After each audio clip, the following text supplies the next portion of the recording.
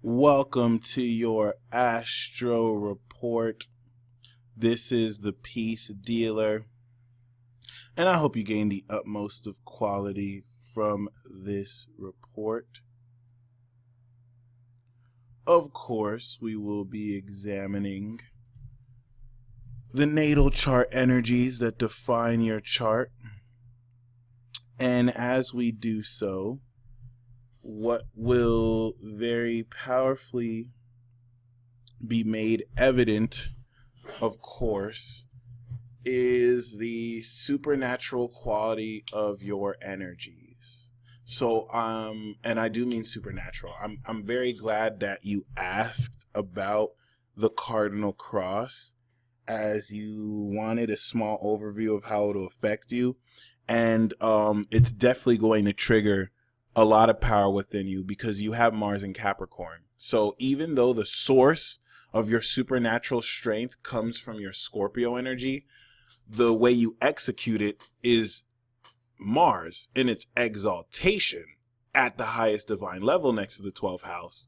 So you're goddamn right that with Pluto on your Mars right now, it is awakening with the South Node the full latent untapped quality of your power in full, but the execution of this stems from the source of your Scorpio sun. So I'm going to be referencing this alien construct article that brings into account your relationship with Saturn. I have Saturn on my moon as a Saturn vessel. You have Saturnian power, but you also have Plutonic power. Okay, you're one of those Scorpio representatives who are insanely powerful. And and I have to make a video about this because there are, of course, different levels of power. In fact, when it comes to power and strength, your sun here makes you aware of this. So you are someone, especially at the 9th or 10th, the 9th house is a house of sight, but ruled by the 10th, your power, your ability is that you can see at the deepest core how powerful someone is, what their legacy is. Like, you can see almost as if it was a vision how far they're going to go in life, and not based off of superficial or surface level indicators of what they have or what they're doing. At the core level of their being, you can just discern certain habits and facets of this and know who they are. But the reason why this is insane is that you don't need any proof. You don't need any details. You don't need any facts. Normally, there's supporting evidence that is necessary to quantify this. You don't need any of that. Like, you literally just know, okay? You do have a 29-degree Neptune in Sagittarius as an Aquarius rising. Yes, that is a super huge deal. So, and I'm sorry, I hope it doesn't sound like I'm patronizing you with the way I'm saying things, but yeah. 29-degree planets in your chart definitely indicate a lot of fate and definitely indicate mastery. Yes, it's an outer planet, but it's still Neptune nonetheless. And this speaks of a supreme quality of being able to discern the meaning of your intuitive impulses. That means when you gain an intuition, you not only see a vision, you can see into the meaning of it. And as an Aquarius rising, you know what you seeing. So we just need to establish off rip, you are supernaturally insanely powerful. In fact, there's so many different levels of your chart almost make it difficult for me to kind of not go all over the place. So I'm going to start with your 27-degree North Node, which is conveniently right on my rising sign. I think it's interesting. Your North Node is in the same sign as my rising. My North Node is in the same sign as your rising. I have to mention it because that's a specific karmic connection that now makes this reading I'm doing meant to be. Like, this was destined to happen. We can go into the details of how. I mean, that is more so complex or whatnot, but it's good to know that. Especially because this energetic exchange will activate energy within each other. So thank you in advance because you obviously initiated this. But what's important here is knowing that you are bridging South Nodal energy. You are bringing the fullness of your spirit from a past life, from early childhood, representing, especially with Saturn and Pluto here, the divine virtues and pure rather virtues and qualities of integrity and purity in order to hold whoever needs to be held in check so that they are grounding and balancing this off sincerely through their value systems. In what I'm basically saying is you're coming from the 10th house to the 4th house. So this is literally like an imperial supreme ruler, an undead supreme ruler who in a past life ruled an underworld kingdom and now in this life is bringing their expertise that they've had naturally, knowing how to be put in positions of power, handling pressure to really build their own domestic home life. So it's important to kind of understand this as an Aquarius rising at that. You're not necessarily, like, you will have public presence. Okay, you are a public figure, but your destiny is not bringing you to have conventional success. You are success.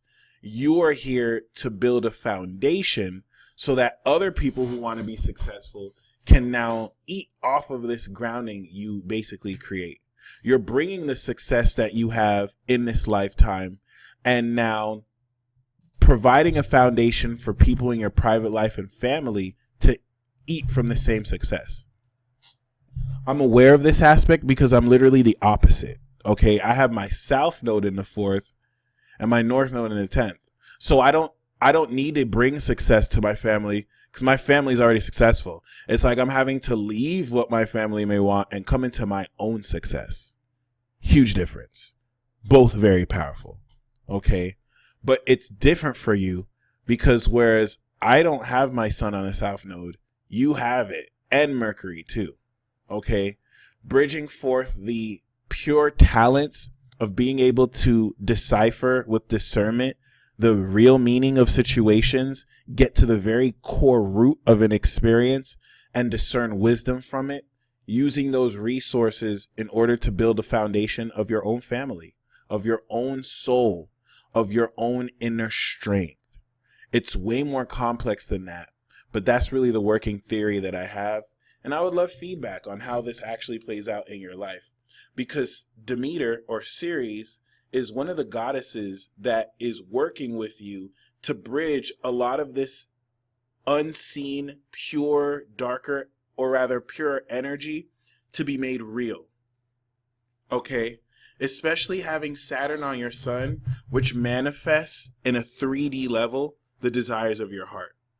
It's the World card in the tarot. And I have never met one Saturn Sun individual who is not super powerful.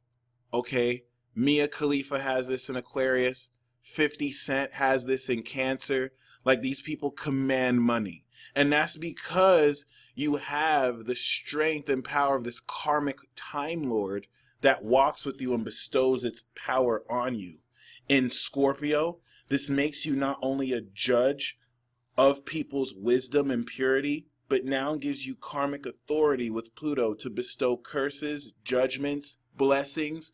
I mean, you say the word, their life is either fucked, ruined, or blessed immensely. And as such, with great power comes great responsibility.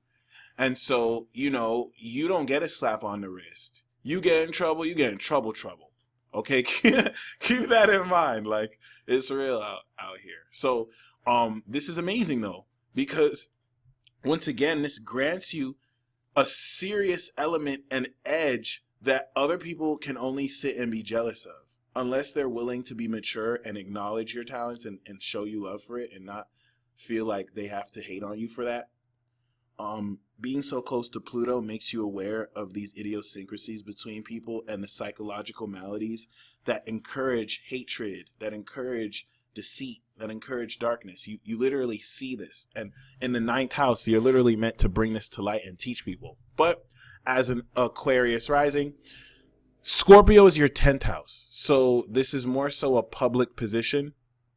And you're aware of your legacy as a result, as you're here to change the world by enacting new laws. Whenever we have Saturn in the 9th, close to the 10th like this, the authority you bring will transform established norm and rules, especially if you feel revolutionary. With the influence of Uranus here, like you're just here to bust the system and you're not really here to kind of follow the rules the way they are, that's because you're not. You're literally here to transform them. That's literally the purpose of our generation too. That's what's going to make us weirder than most. That's what's going to make us not fit in the most, because we're not here to live and abide by social cultural norms and rules. We're here to destroy it. We're here to destroy it again and then rebuild from the ashes and cinder. This is raw. Like, you're not going to hear a lot of people interpret it like this because they compromise the true meaning of the astrology in order to fit in the box of postmodernism, where people are so sensitive they can't say things without offending this person or that person. That type of energy is not going to be comfortable around you, because you are in its essence purely divine. Okay? Your spirit is pure in Scorpio and your soul is divine in Pisces. So not only are you aware of these deeper psychological energies in your experience, but you feel them at a high divine sensitive level that allows you to produce and manifest greater value of all these experiences as it pertains to how you feel about yourself.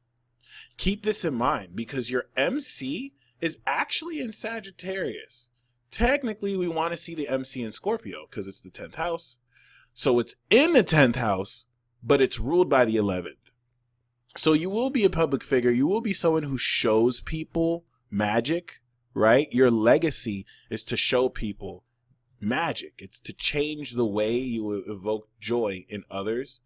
And it's more so to revolutionize a lot of how the world sees what's true, and a lot of how the world integrates pure justice into their reality and respective systems, which you can see a shitty job is being done and thus needs to be destroyed. But it's also important because their MC is in the sign that rules the 11th house. So this is going to be more so taking your essence of a public figure and forming communities around such, okay?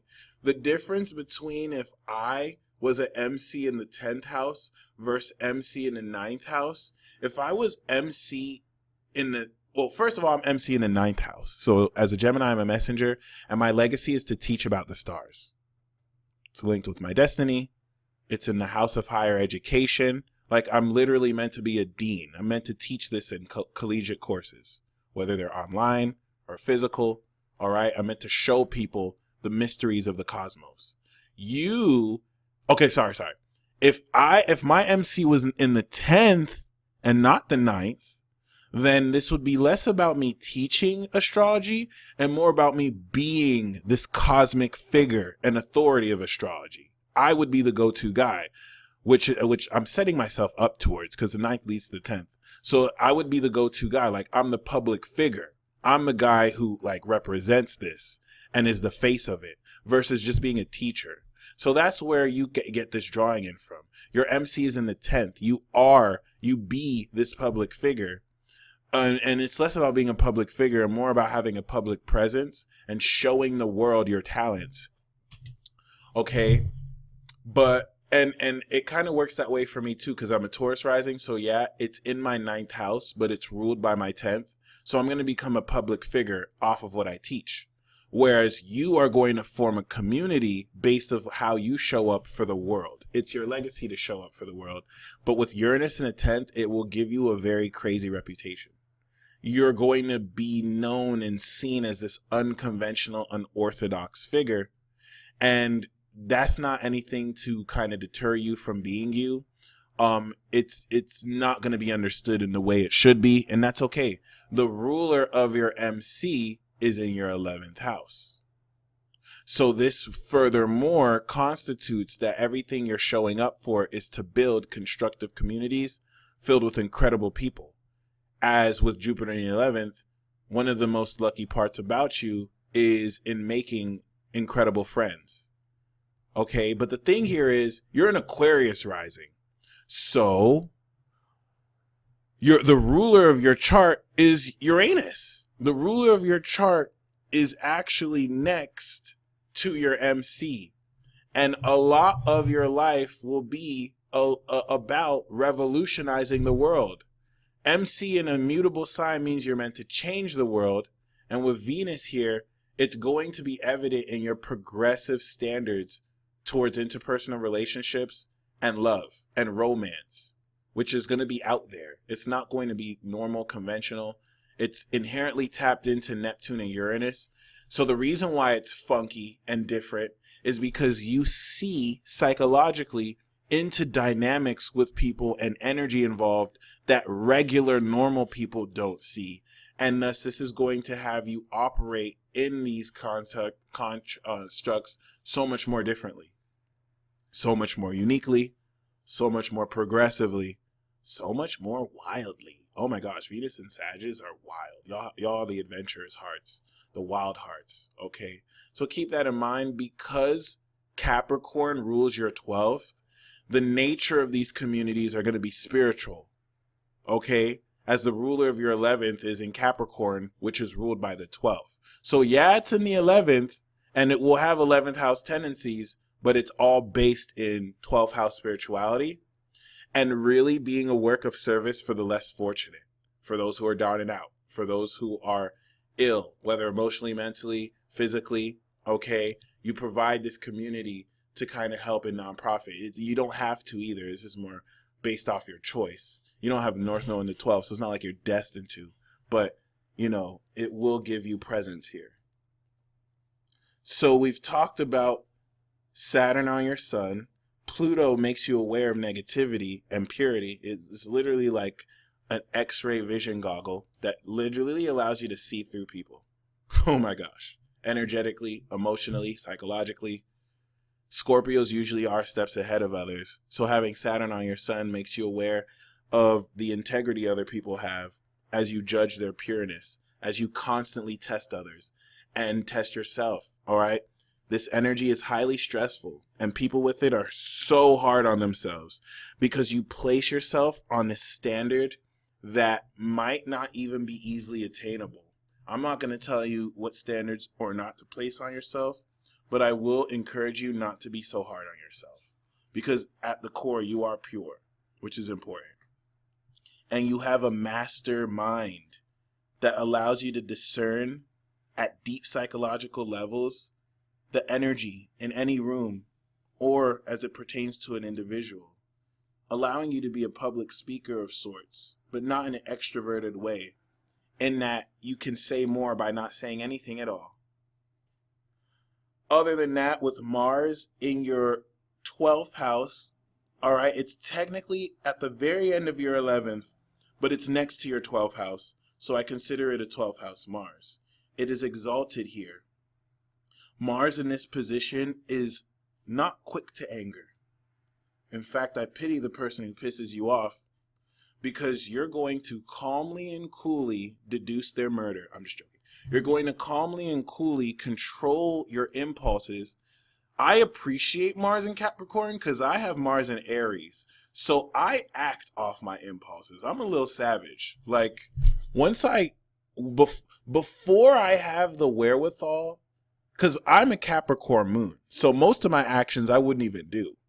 Before I have the wherewithal to, with my Capricorn energy, convince myself to actually be mature in the way I do something, I already did it.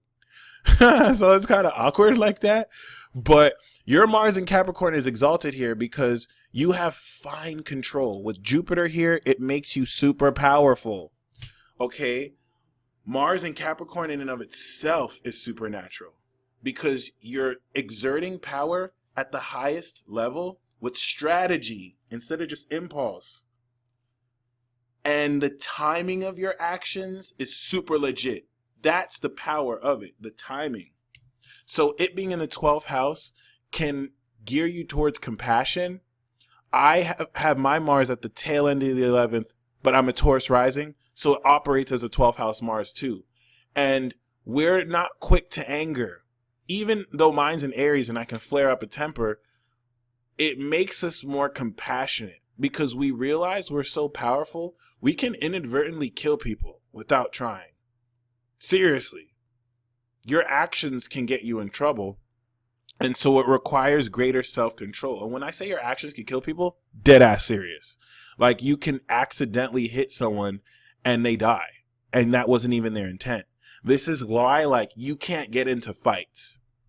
Someone can pick a fight with you, but if you start a fight, it's not going to be a good look. This is not saying that you can't fight for what's right, as you do. But Mars in the 12th brings your power to a divine level to where you don't fight physically, even though it's grounded in Capricorn. You fight abstractly. You fight entities. You fight in your dream state. But because it's in Capricorn, it will take these abstract concepts and make them real.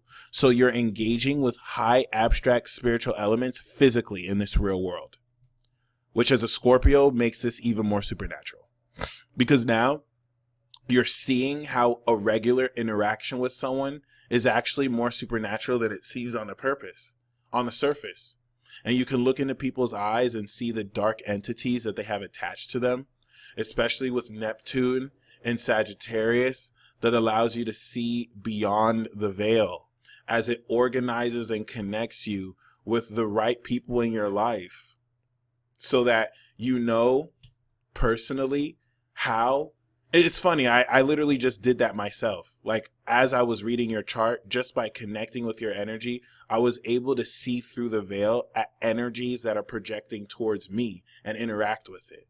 You bring this towards your whole world. You can kind of have a vision of what everyone is feeling or wanting to do in a given environment, because your moon in Pisces opens the wide receptivity of how you can deal with and feel into energy, as opposed to a Virgo moon, which is more specific and focuses more on one detail at once, which will still feel everything, but in a different quality. Okay. So other than that, it does square your Venus energy. And this is the clash between being wild and adventurous versus making sure you don't open up too sensitively for your moon that'll feel everything.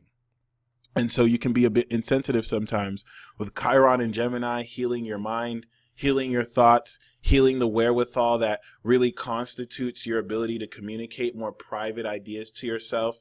Just make sure that you don't get lost in your passion to where you start to confuse what's real with what you wish to be real. Because sometimes you can feel into things that's more wishful thinking than what it really is. This will, of course, be circumvented by you just utilizing your super psychic ability and just realizing that you're intuitive on a higher level that most people will never be able to comprehend, write a book about, understand. It's not meant to be understood. So just keep that in mind. The ruler of your 12th house is next to your sun. So a lot of this imperial authority with which you bridge is meant to make more sense of abstract concepts and literal entities and deities. Something that now Neptune is transiting your moon is giving you the open door to now draw energy from other mythical realms and worlds. See, they're only mythical to human beings because we expect them to look in the way we want them to look. If they do not fit our rational physical perspective, outside of the fact that they were called myths, like these were seemingly made up, things are not necessarily made up like we may think they're made up. We can imagine something, but we may not always be aware of the realm we imagine from being an actual existential place that may not be real physically here, but still exists. This is something that, modern science has failed to kind of accept because they're still caught up on classical calculations that have to fit in their box. And as long as they do, they'll be blinded and stunted. This doesn't concern you, who is above the calculations of modern man. There's nothing about you that's human. You literally are a death god. You're a divine god of integrity and purity. And, how you define your being as God or human, I don't like to use the word God because that's man-made. I think it's very limiting. I think you're way beyond the concept of God. But I think it's a lie to say that you're just a human being because of the abilities that you have that allow you to operate at a higher level than average humans. Even the term human is misleading. We're merely in just humanoid vessels, but it is what it is. Your divine soul as a Pisces moon is what's going to have you feel sensitively into the vibrations around you with finesse and like a pro. And you must trust what you feel. You don't need me to tell you that. You see it anyway.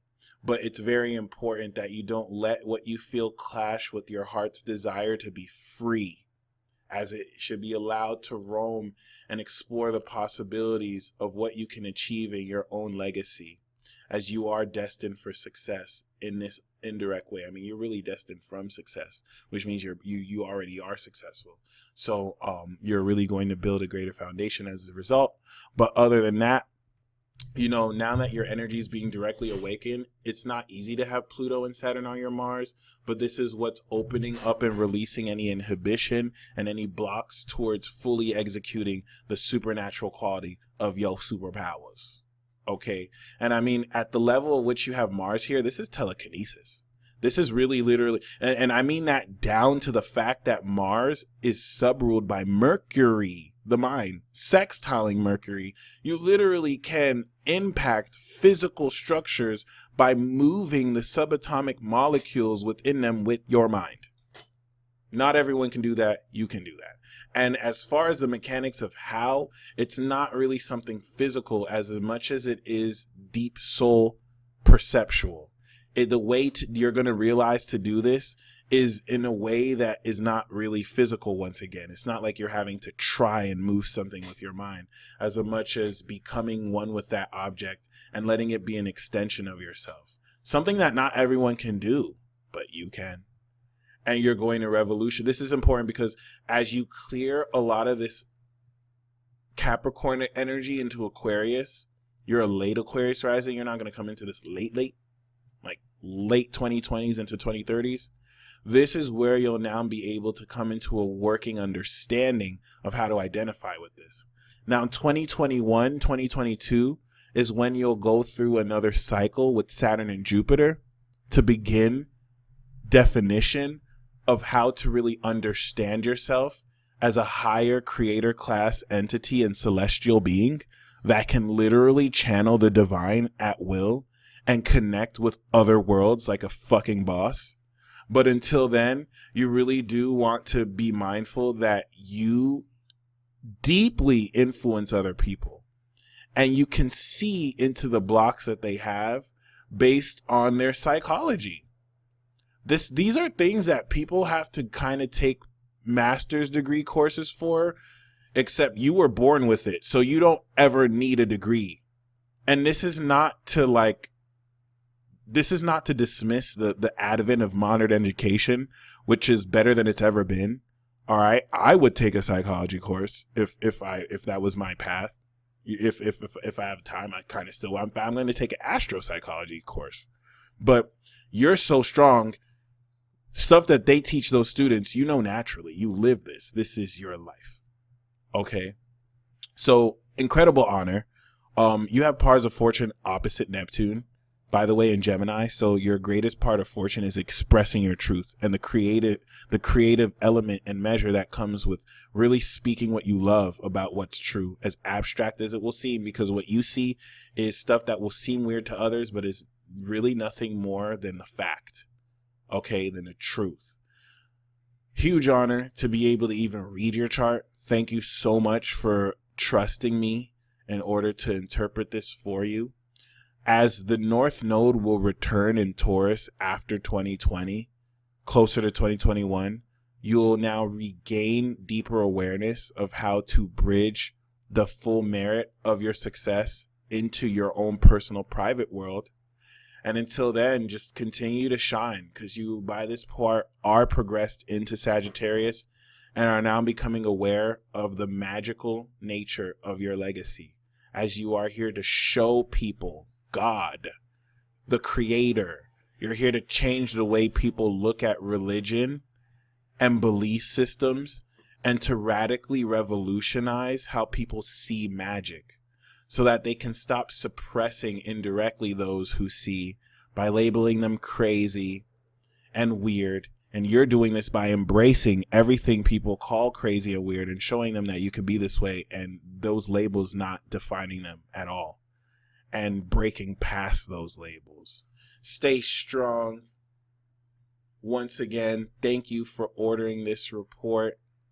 You stay blessed as always. And until next time, Peace.